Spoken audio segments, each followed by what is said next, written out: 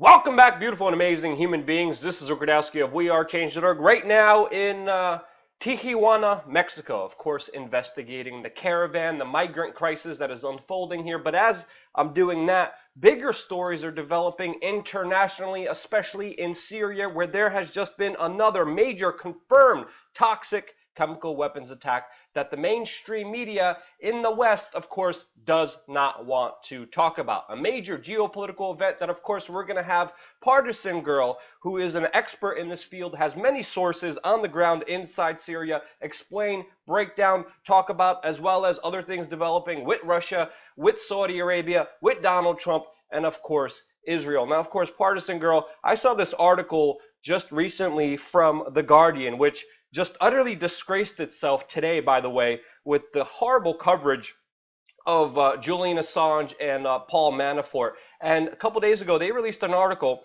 saying that Syrian planes resume airstrikes amid claims of gas attacks in Aleppo. I love how the main topic is resumed airstrikes instead of the big chemical gas attack that happened. And this is claimed that this has happened, not that it happened. So again, lots of disinformation from the mainstream media. Of course, what else do you expect? They're utterly disgraced. Partisan Girl, you're seeing a totally different reality. What are you seeing from your perspectives, from your sources, from all the information that you're following very closely?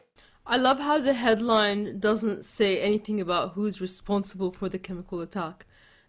Basically, it was the rebels that struck the government-held areas of Aleppo with shells containing toxic gas.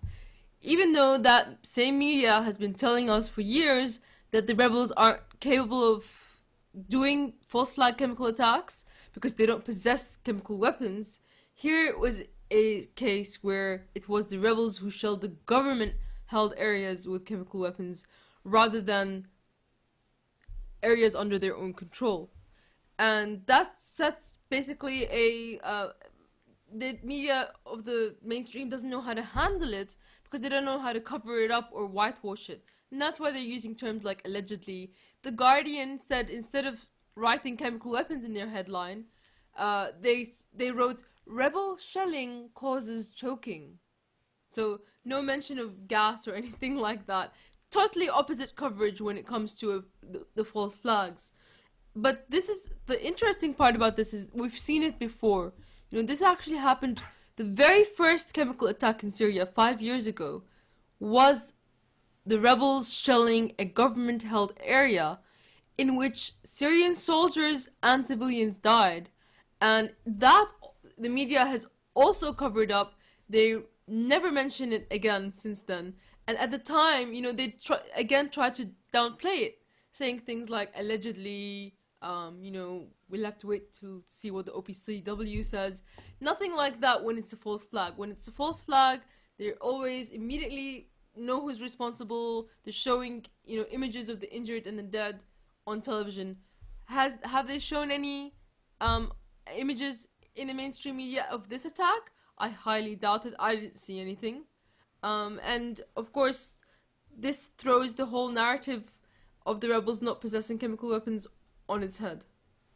Yeah, I mean, just imagine if here, especially in Tijuana, they said Americans make migrants cough. Imagine the kind of mind-spinning propaganda that is just so illustrated with issue by issue that, of course, particular elites choose to cover, choose to form a narrative around to push, of course, a bigger agenda. It's absolutely mind-blowing seeing how manipulative the mainstream media could be. But Partisan Girl, what are some of the facts? Because we're hearing that Russia has been very active in the region ever since this happened. We're hearing that Russia committed an airstrike. There's Russia also mobilizing with Ukraine, their military forces right on the border right now as we're speaking as well. The Syrians responded. What are the stats here that are important for people to understand and the larger ramifications of all of this? Basically, the U.S. State Department admitted that Idlib, which is the state in Syria right next to Aleppo, is completely overrun by Al Qaeda. But 2 months ago, when the Syrian military tried to storm it, Nikki Haley said, if you go into Idlib, the US military is going to attack. And as a result, the offensive has been stalled for about 2 to 3 months. And the Syrian people are basically sick and tired of living next door to Al Qaeda, and they shouldn't have to. And Russia basically shelled the same rebels that were responsible for this gas attack, but nothing since then has happened. However, something has to change because the state that Syria is in right now is a state of balkanization, where you have Al Qaeda controlling Idlib and the west side of Aleppo. You have Turkey controlling a region, and then you have the U.S. With their Kurdish pawns controlling the east side of the Euphrates, and all the oil wealth and all the agriculture is in those areas. I mean, the Al Qaeda controlled regions, that's where all the farms are, that's where the food is coming from. And in the US controlled side of the region, there's also a lot of agriculture there, and also 80% of Syria's oil wealth. And they're talking about basically creating a Kurdish state. Imagine in the United States, someone said, "We're gonna segregate the country. Let's put Latinos here, blacks in this state, whites in that state. Let's make it No, the official." redneck states. Yeah, yes, exactly. Let's make that official on paper, I would and love the redneck states. they would like ethnically The cleanse yuppie anyone states, there else. would be the redneck states. That would be, yeah, the redneck states would be interesting. The yuppie states, the Latinos, the hipster states. Maybe that would even be better. I don't know. Well, Sorry, I imagine digress. Go that on. you couldn't build a house somewhere because you weren't the right ethnicity or the right religion. That's basically what they're talking about creating. And the problem is that two things. Number one, Kurds are not even a majority in that area. 60% of the area is actually a combination of other ethnicities. They're only 40% in that area. The other ethnicities are Assyrian Christians and Arabs that are basically being pushed aside and sometimes assassinated, sometimes tortured to death. And it's this racism like this is wouldn't fly anywhere else, but for the Middle East, that's how the narrative goes. It's almost like it's normal to talk about segregating people like this. The other problem is a lot of the Kurds in that area, like maybe a large percentage of them, don't have Syrian citizenship because they're actually refugees from Turkey.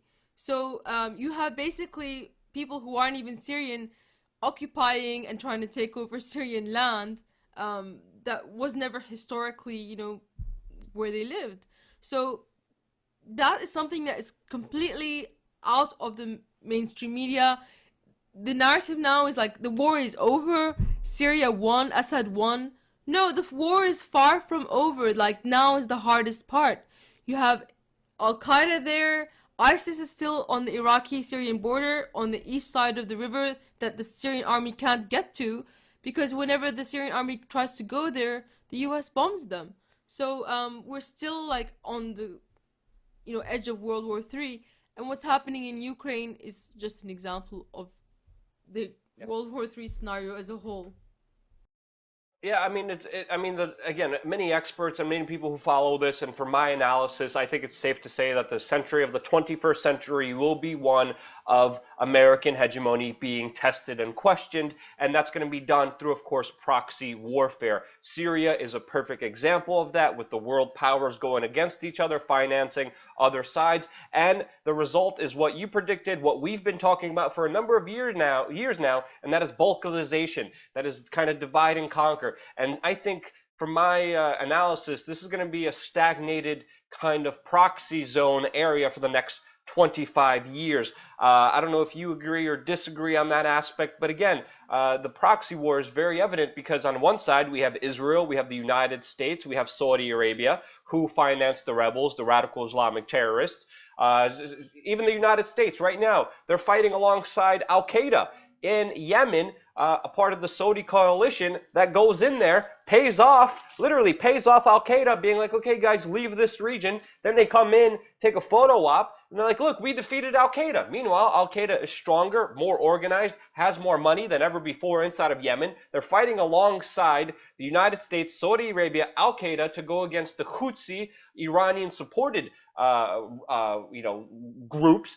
And of course, the proxy war is there for everyone to see, with even Donald Trump, as you highlighted on your Twitter account, saying that, yeah, we need to support this, we need to do this, because Israel wouldn't exist if it wasn't for Saudi Arabia. There's a big whole alliance, there's a big whole understanding that a lot of people are not getting, especially the bigger perspective of the truth on the reality of this entire situation. And Partisan Girl, you're breaking down that paradigm, so I appreciate you investigating it, looking into things. You're coming from your own perspective, but from everything I'm seeing, you're a lot more correct than, of course, the mainstream media on a lot of the bigger foreign policy issues that a lot of people don't know anything about. So I thank you for your work. Thank you for all the subscribers. I want to leave you, of course, with the last word and anything else you want to say. Well, thank you so much for having me on, and not many people are paying attention to this topic, so your work is very, very important. I would want to say that we're not going to leave Syria like this for the next 25 years. We would not be able to survive. We need the water, we need the oil, and the Syrian government and military has stated time and time again that every inch of Syria will be restored to sovereignty. So I think in the next few months we will see pushes forward from the Syrian military. It might take a few more years, and it's going to be very risky. And if only the U.S. people could do something about it. But unfortunately, the democracy there is basically in your country is non-existent anymore. There's censorship that is rife, and I hope that we can stay afloat and that you keep doing what you're doing. So I thank you so much. And plus, no one knows what's going on there. No one knows that Donald Trump is allied with the Kurds, who are mainly a communistic group, allied with Al-Qaeda inside of Yemen. No one knows about all of this. And if they did, things would, of course, change. But that's why you're getting censored. That's why we're getting censored. And that's why you are more important than ever, sharing these videos, donating to independent media, keeping us alive, and getting the truth out there. Because the truth is subversive to, of course, those people in power. And they see this message as a threat. So, you guys are more important than ever. Share this video. Appreciate you guys. Stay tuned for a lot more on this channel, especially here in Tijuana. This is Luke Radowski reporting for you here on youtube.com/WeAreChange.